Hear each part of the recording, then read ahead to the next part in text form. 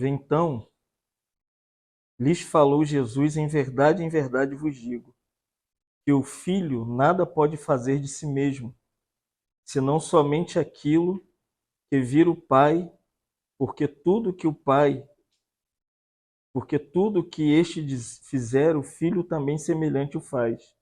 Porque o Pai ama o Filho, e lhe mostra tudo o que faz, e maiores obras do que estas lhe mostrará, para que vos maravilheis. Pois assim como o Pai ressuscita e vivifica os mortos, assim também o Filho vivifica aqueles a quem quer.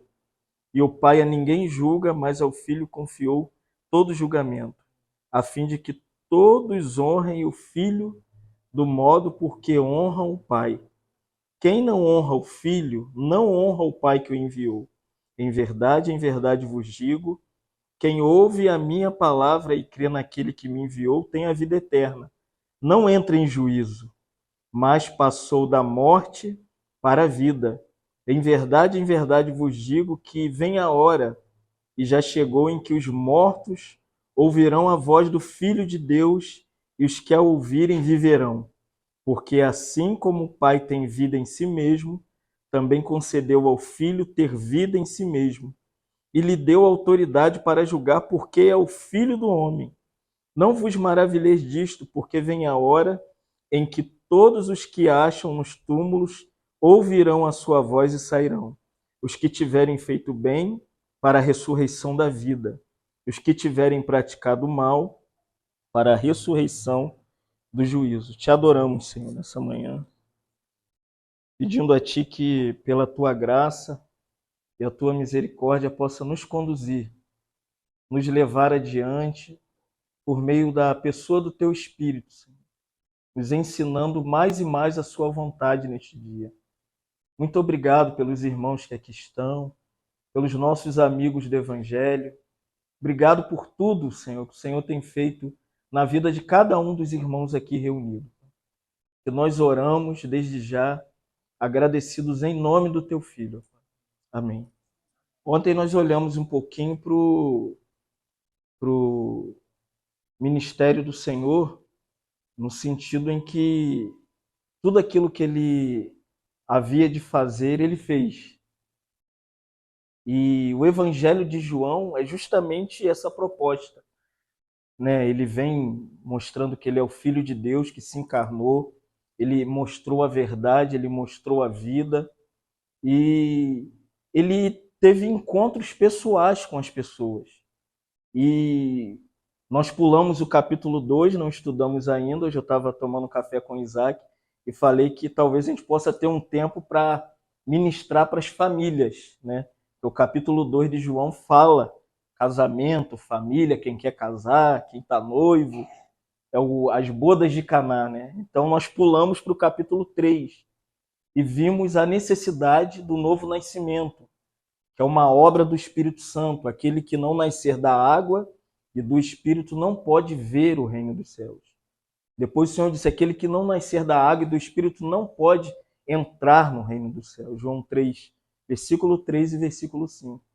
E a última vez, nós entramos ali na comunhão, lá na Rose, no restaurante da irmã Rose, nós vimos aquele grande fato do poço de Jacó. O grande debate, né? Foi quem cavou o poço, quem é dono do poço, que caçamba pega a água do poço. E aquela mulher samaritana estava diante daquela água viva. E o Senhor falou para ela: mulher, se tu souberes quem fala contigo, tu lhe pediria, ele te daria água viva. E ela falou: então dá-me de beber para que eu não volte aqui. Irmãos, é o encontro do Senhor. O Senhor encontrou Nicodemos e falou sobre o novo nascimento. O Senhor encontrou a mulher samaritana e falou para ela que existia um lugar de adorar, que não é aqui, não é em Búzios, não é em São Gonçalo, não é em Maricá, não é em Angra dos Reis. Deus é espírito, irmãos. E importa que os verdadeiros adoradores adorem o Pai em espírito e em verdade. E Jesus falou para a mulher: é esse que o Pai procura. Você sabia que o Senhor está te procurando? O Senhor está te buscando, o Senhor quer o seu coração, o Senhor quer a sua vida. E ontem nós vimos mais um encontro evangelístico do Senhor. Quando o Senhor chega perto ali daquele lugar chamado Betesda, que no hebraico e a transliteração para o grego significa lugar de misericórdia, lugar da graça. E João diz que havia uma porta das ovelhas. Olha, o tanque é de misericórdia, o tanque é da graça, e existia um lugar para as ovelhas. Nós somos as ovelhas do Senhor nessa manhã. E o Senhor está muito preocupado com a gente. E aquele homem estava ali perto do poço há 38 anos, hein? Esperando que um anjo descesse e movesse as águas. E o Senhor foi ao encontro dele. O Senhor sabia quem ele era. O Senhor o conhecia. E a famosa pergunta do Senhor, que é intrigante: se o homem é paralítico, para que perguntar o que ele quer que faça com ele? Mas o Senhor, nós ontem falamos, que o Senhor ele quer uma resposta da gente. O Senhor não faz nada sem que primeiro o seu coração se incline para aquilo. O Senhor, ontem eu usei a figura de Satanás, né? Que ele veio para roubar, em João 10 diz, veio para roubar, matar e destruir. Então, a figura do diabo, de Satanás, é que justamente ele não bate na porta do seu coração. Ele escancara, ele arromba. Ele quer destruir a vida das pessoas. Ele quer roubar o sonho das pessoas. Ele quer matar os planos de Deus na vida da pessoa. Mas o Senhor não. O Senhor virou para o paralítico e falou: o que queres que eu te faça? E ele falou para o Senhor, em vez dele ir ao Senhor e falar: Senhor, eu quero andar. Eu quero largar essa maca. Eu quero largar esse negócio aqui que eu estou deitado há tanto tempo. Ele falou: uma multidão desce aí, mas eu não tenho ninguém que me leve. Irmãos, se o Senhor perguntou, ele quer uma resposta definida, uma resposta na hora. Ele quer que você se lance nos braços dele e fale logo qual é o seu sentimento, o que você está passando. Entendeu, irmãos? O Senhor não fica girando e rodando. Não, o Senhor é simples, direto e objetivo. O que o Senhor quer que eu faça na sua vida, Jonathan? Na sua vida, Fábio? Na sua vida, Isaac? Hoje nós estávamos conversando. Quer casar? O Senhor já falou: vai lá, compra lá, gasta 6 mil, mobília a casa, bota a mulher dentro da casa e vai ser feliz, gente. A gente fica rodeando, procurando o poço. O anjo descer, irmãos. Eu creio que Deus opera no sobrenatural, mas Deus é direto. Ele deu a palavra para aquele homem: levanta, larga essa maca e anda. Irmão, Deus é direto. A palavra do Senhor é direta. E ontem nós vimos em Hebreus 11:3 que pela fé. Hoje nós tivemos uma comunhão no café da manhã aqui com o Isaac, pela fé. É pela fé que entendemos, irmãos. Deus, ele chamou Abraão, Gênesis 12, Abraão estava lá em Babilônia, no capítulo 11. Ur dos caldeus, Deus chamou Abraão: sai da terra da sua parentela e vai para o lugar que te mostrarei. O escritor aos Hebreus diz que Abraão saiu, sem saber para onde ia. Irmãos, dê passos de fé. Caminhe sobre as águas. Habite no impossível. Não fique procrastinando, tentando entender o que Deus vai fazer. É pela fé, irmãos. Hebreus 11:1, o escritor diz que a fé é o firme fundamento das coisas que se esperam e a prova das coisas que não se veem, irmão. Você não precisa ver as coisas para casar, para ter um emprego, para ser feliz, para ver a cura do seu filho. Você precisa crer. Nós somos chamados para crer. Filho de Deus é quem creu, é quem caminha na fé, quem anda pela fé, quem é movido pela fé, irmãos. Hoje nós temos um chamado do Senhor para nós vivermos pela fé. Igual Pedro. Ele viu o Senhor andando sobre as águas e Pedro falou: se é o Senhor, diz para mim andar sobre as águas. E o Senhor falou: vem, Pedro. É pela fé, irmão. Você já viu alguém andar sobre as águas? É pela fé. Falei para o Isaac, quando Deus tira Israel do Egito, o Senhor usou o elemento da fé para Moisés. Moisés, toca na água. Tem que crer, o cajado está na mão, a água está na frente.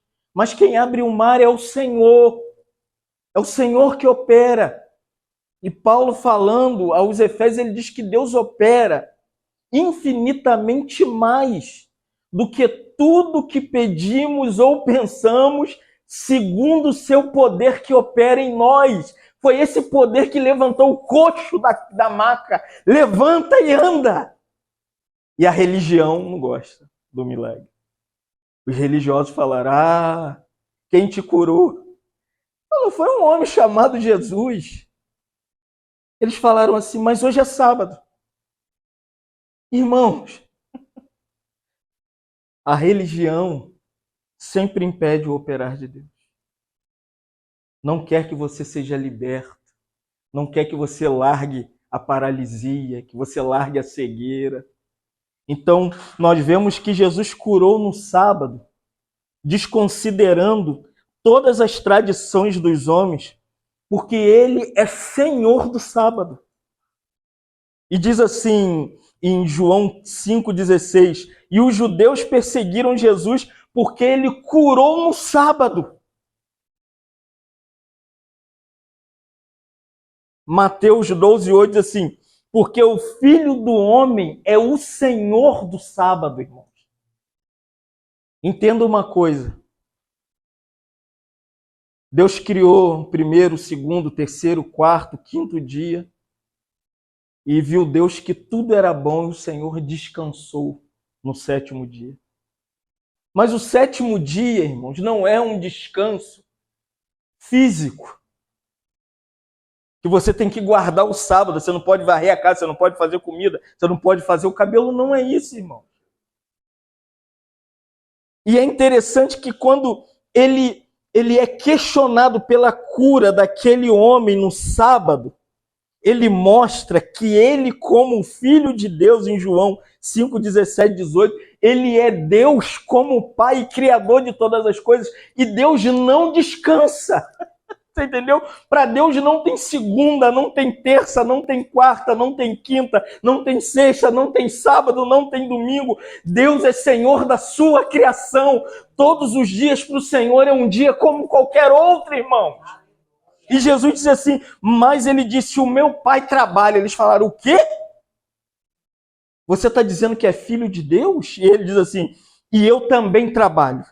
Por isso os judeus queriam matá-lo, porque ele violava o sábado e dizia que o próprio Deus era seu pai e ele se fazia igual a Deus, mas ele era Deus.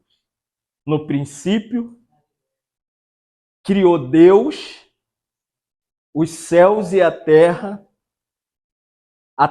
tornou-se sem forma e vazia, mas o Espírito pairava por sobre a face das águas e disse Deus, haja luz e houve luz. Ali está a Trindade. O Pai na criação, o Espírito na criação e a luz de Deus. Jesus em João 8,12 ele diz, eu sou a luz do mundo e aquele que me segue não andará nas trevas, irmãos. Jesus é a segunda pessoa da Trindade. E eles acusaram Jesus de curar no sábado e de se fazer igual a Deus. Porque Jesus não descansava. Não tinha um dia de descanso para o Senhor. Todos os dias para o nosso Senhor era um dia como qualquer outro dia. Porque Isaías 40, 28, ele diz assim, não sabeis, não ouviste que o eterno Deus, o Senhor, o Criador, olha isso aqui, Isaías falando, dos confins da terra, ele não tem cansaço e nem fadiga. Você imagina, irmãos, o Deus que criou o universo, deitado numa cama e descansando. Na encarnação, Jesus, ele era homem. Ele teve cansaço, sim. Ele descansava em Betânia, na casa de Maria, Marta e Lázaro, quando vinha das suas obras missionárias. Mas aqui Jesus está dizendo que nenhuma tradição religiosa, nenhum conceito humano pode impedir o operar de Deus em qualquer dia, porque o verdadeiro descanso de Deus não é um dia, o descanso de Deus é o homem, entendeu? Deus criou o homem na segunda parte do sexto dia e no sétimo dia ele descansou com o homem. Entenda, irmão? O descanso de Deus é que ele criou alguém à sua imagem e segundo a sua semelhança.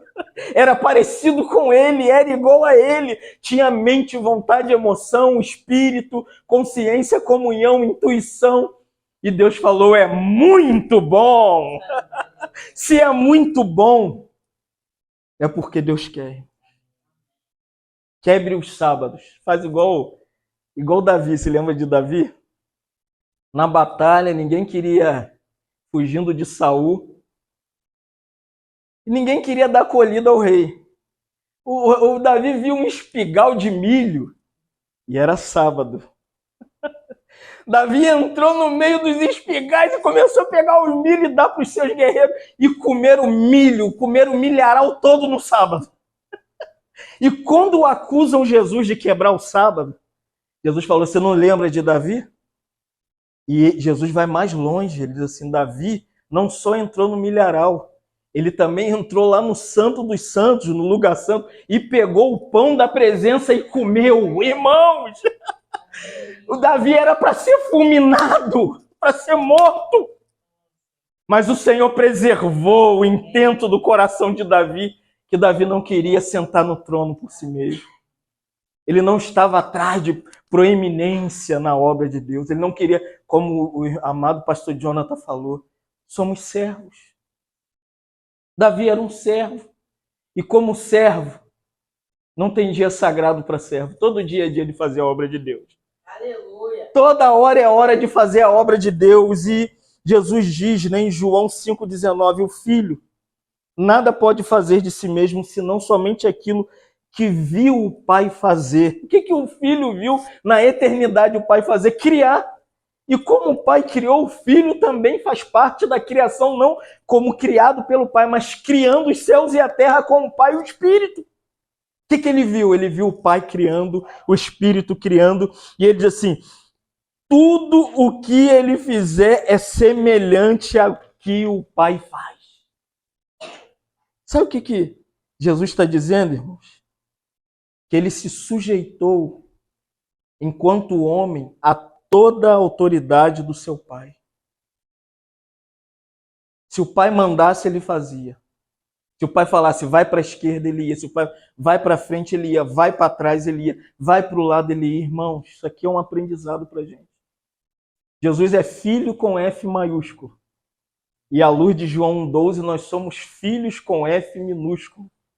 Porque o filho com F maiúsculo nos colocou nessa comunhão com o Pai e nos fez filhos com F minúsculo. Mas todos quantos o receberam, deu-lhes o poder de serem feitos o quê? Filhos de Deus. Um filho de Deus também se submete a Deus. E olha o que Hebreus 10:9 diz. Deus disse aqui, e aqui está profetizando, o escritor dos Hebreus está falando quando Jesus entrou na encarnação. Ele diz assim, eis aqui estou, ó Deus, para fazer a sua vontade. Os judeus religiosos não. Hoje é a mesma coisa. Você está com um projeto, cuidando de crianças, fazendo pipoca e dando cachorro quente. As pessoas falam assim, isso é loucura. Para que fazer festa para criança? Irmão, se Deus deu uma vontade soberana para você, deixe essa vontade guiar o seu ministério, guiar a sua vida. O irmão falou para mim, é isso aí mesmo, ouvi a voz de Deus ali, é isso aí mesmo, se Deus te deu uma visão, segue. É a mesma coisa, irmãos. Nós precisamos seguir a direção do Senhor, precisamos seguir o encargo que o Espírito Santo tem dado para a gente, que às vezes as pessoas, quando eu comecei a me reunir dessa forma, as pessoas falaram assim, perdeu o ministério. Irmãos, o que importa é que a vontade do Senhor seja feita, que o Senhor seja glorificado. E Jesus fala que ele iria fazer obras maiores porque o Pai estava com ele. E a grande questão, quais são essas obras maiores que o Filho recebeu para fazer? É tudo aquilo que o Pai confiou às suas mãos, como João 3,35, ele diz: o Pai ama o Filho e todas as coisas ele deu nas suas mãos, irmão. O Pai confiou tudo aquilo que ele tinha para o Filho. Por isso a cruz é central no ministério de Jesus. Ele sabia que ele tinha que nascer, viver, morrer, ser sepultado, ressuscitar ao terceiro dia para nos dar vida eterna. Essas são as maiores obras, as obras poderosas de Jesus. Quais as maiores obras, irmão? Ele diz assim, João 5:21, pois assim como o Pai ressuscita e dá vida aos mortos, assim também o Filho dá vida àqueles a quem ele quer. Qual é o propósito de Jesus, a missão de Jesus? O ministério de Jesus é igual ao nosso, irmão. Você pensa que está dando pipoca para criança? O irmão falou, não, nós reunimos para dar doutrina. A pipoca é só o meio, o algodão doce é só o meio. A gente precisa entender. Ontem eu estava falando com os irmãos que antes de Jesus dar o duro sermão de João 6, ele falou, senta na relva. Aí Jesus virou para os discípulos e falou, dá-lhes vós mesmo de comer. O discípulo falou, Senhor, onde nós vamos arrumar mercado essa hora para comprar comida? Imagina, irmãos. A gente quer empurrar conhecimento, doutrina nas pessoas. Esquece que a verdadeira relação dos homens com Deus é aquela que o Senhor nos ensinou. Dai mesmo vocês de comer. Contei a experiência de um irmão que estava na nossa reunião, sentei do lado dele, aí a barriga dele fez... O irmão falando da Trindade, eu falei, não, irmão, para com esse negócio de Trindade, vão dar comida para eles. Jesus falou, traz lá os 5 pães e os 2 peixinhos, ele ergueu e falou, Pai, graças te dou, porque tu sempre me ouves, e alimentou aquela multidão. Depois que deu o pão e o peixe, ele começou a pregar. Entendeu, irmãos? É as maiores obras. Mas nós queremos é fazer a obra de Deus sem Deus. Não estamos preocupados com os homens. Ontem eu falei, eu tenho um filho autista que luta para conseguir as coisas para o meu filho. Né, Cris? Também é autista. Que luta, irmãos, né? Que luta para um plano. Quem deveria me assistir era a igreja. Deus levantou a igreja para isso, para cuidar dos homens. E a igreja esqueceu do papel dela na terra, que é esse aqui. Qual é o papel da igreja? É vivificar as pessoas, é ajudá-las fisicamente para que elas tenham um entendimento espiritual das coisas. Por isso que Jesus falou para eles. Jesus deu o pão e depois ele falou que ele era o pão. Ele falou assim, eu sou o pão vivo que desceu do céu. Todo mundo com a barriga cheia. Ah, oh, que legal.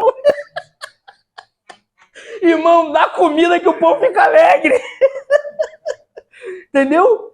Deu comida, eles falaram, ah, e aquele que de mim se alimenta, por mim viverá.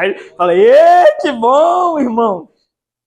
Dá o pão e também dá o pão com P minúsculo e o pão com P maiúsculo. Porque Jesus, irmãos, tem a chave do inferno e da morte. Só ele pode dar vida aos mortos.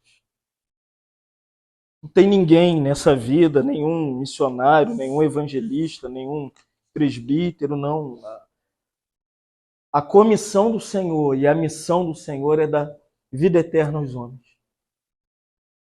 Não tem nada mais belo no ministério do Senhor, porque essa é a comissão dele, João 3,16. Deus amou o mundo de tal maneira que deu o seu Filho unigênito para todo aquele que nele crê não pereça, mas tenha vida eterna. A vida eterna é hoje ou é no céu? Alguém poderia me responder? Hã? Quem? João 5:24 diz assim, quem ouve a minha palavra e crê naquele que me enviou, tem a vida eterna. Você tem noção do que aqui ele está dizendo? Ele usa 3 verbos nesse capítulo 5, versículo 24. Ele usa ouvir, crer e ter. É tudo no tempo presente. Amém? Não é? É tempo presente. Se você ouvir a minha palavra, você vai crer na minha palavra e você vai ter a vida eterna. É hoje. Você precisa crer que a eternidade já entrou nessa terra. Jesus é a vida eterna que entrou no seu coração, te regenerando e está te santificando. Os crentes têm medo de morrer, irmão. A morte é só um caminho que o Senhor vai te direcionar para a presença dEle. Mas a vida que é eterna já está em você. A eternidade já começou, o céu já começou, o novo céu e a nossa nova terra já começou.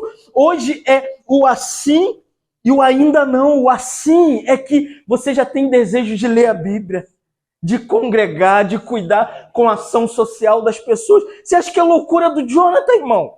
Que é loucura minha? Sair lá do fim do mundo, 5 horas dentro do ônibus. Não, irmão, sabe por quê? A vida eterna está em nós.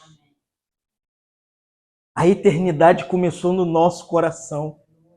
Salomão diz em Eclesiastes que Deus colocou a eternidade no coração do homem. Você sente que essa terra aqui não te completa? Nada te completa, seus filhos, seu relacionamento, nem a igreja, nem os membros da igreja, nada, irmão. Porque o nosso anseio é que a eternidade nos busque, que o eterno nos pegue para ele. Eu me sinto igual Enoque às vezes. Estou dentro do ônibus e falo assim, Senhor, podia ser agora, virando aqui. Se lembra de Enoque? Enoque andou com Deus na segunda, na terça.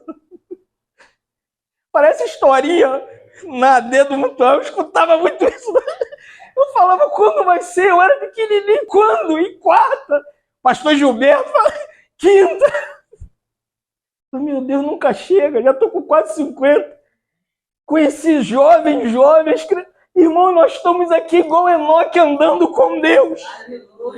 Mas chegou um momento em que Deus falou para Enoque, vão para casa, irmãos. Existe um lar para a gente. Existe uma morada. Jesus falou na casa do meu Pai. Existe a casa do Pai, irmãos. Na casa do meu Pai, João 14, há muitas moradas. Se assim não fosse, eu não teria dito que vou preparar lugar. Amém, irmãos?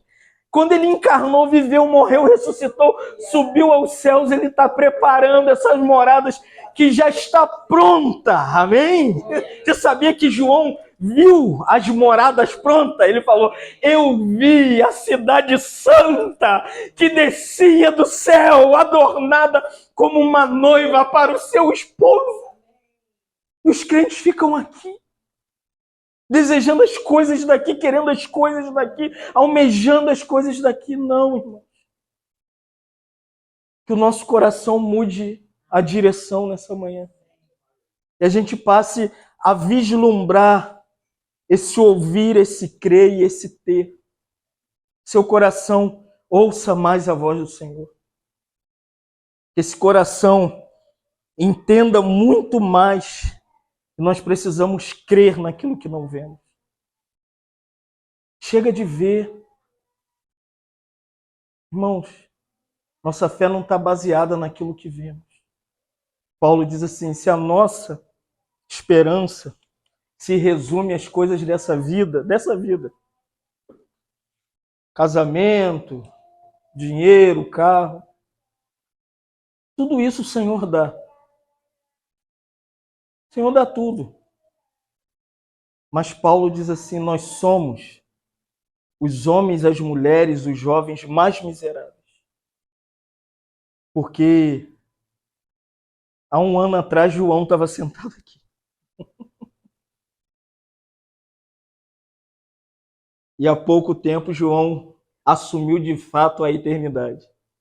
Está lá na presença de Deus. Quantos anos que a irmã faleceu, sua mãe? Quantos anos que ela dormiu no Senhor? Não, de morta.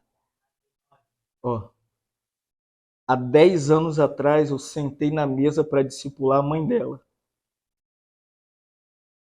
Estudamos Hebreus todo com ela sentada, comendo papinha. Tá entendendo, dona Ana? E há 9 anos, Dona Ana está na eternidade. João há 1 ano. Pergunta é, e você? Você está pronto para a eternidade? Você está pronta para a eternidade? A minha mãe dormiu, foi missionária da Assembleia de Deus do Mutuá. Sabe quantos anos que a minha mãe dormiu? Vai fazer 30 anos. Então, que nessa manhã você ouça, creia, que você tem a vida eterna. Amém, irmãos? Que a gente precisa nessa manhã entender que o ministério de Jesus é nos fazer ouvir sobre a eternidade, crer na eternidade e ter a eternidade. Para você viver, amanhã é segunda, feriadão, vai fazer o que você tem que fazer com a eternidade diante dos seus olhos. Os puritanos diziam, a gente tem que andar na terra com os olhos no céu. Faz tudo. Cuida do Caleb, cuida da sua casa. Irmão, Deus não nos chamou para ser pessoas indiferentes ao mundo, como a igreja chama. Isso é do mundo, a roupa do mundo, a palavra do mundo. Não, irmãos. Jesus falou, ele orou ao Pai, Pai, eu não quero que os tire do mundo, mas que os livre do maligno.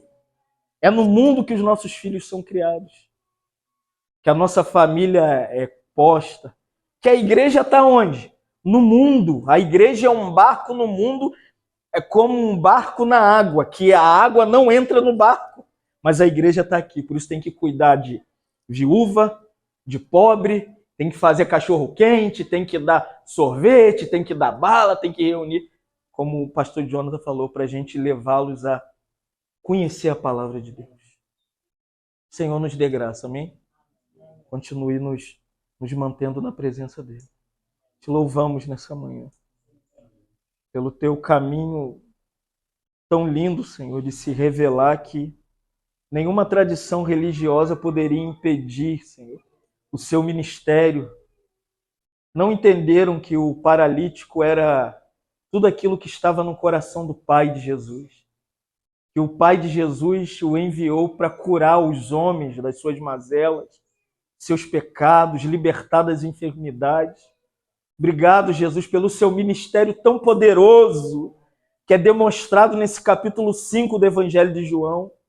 O Senhor quebra tradições, o Senhor rompe com as coisas humanas para dar glória ao seu Pai e dizer que o homem entraria na eternidade. Ó Deus, que nós possamos também seguir a visão que o Senhor nos tem dado, de levar os homens à eternidade, ao céu, ao novo céu, à nova terra. Senhor, tire a nossa visão das coisas terrenas, as coisas tão fracas. Ó Senhor, nos dê uma visão do céu nessa manhã, nos dê uma visão do novo céu, da nova terra. Senhor, nós queremos vislumbrar a eternidade e saber que muito em breve o Senhor vai voltar sobre as nuvens e a igreja vai ser arrebatada e nós estaremos para sempre com o Senhor nos céus. Senhor, muda a nossa percepção da igreja, nossa percepção do evangelho, do cristianismo. Nós queremos uma visão mais pura. O Senhor veio nos salvar para nos levar para o céu. Nós oramos nessa manhã, gratos por todos os seus servos aqui, e servos como eles, Senhor. Nós queremos abençoá-los nessa manhã. Que nós oramos, Senhor, agradecidos em nome de Jesus. Amém.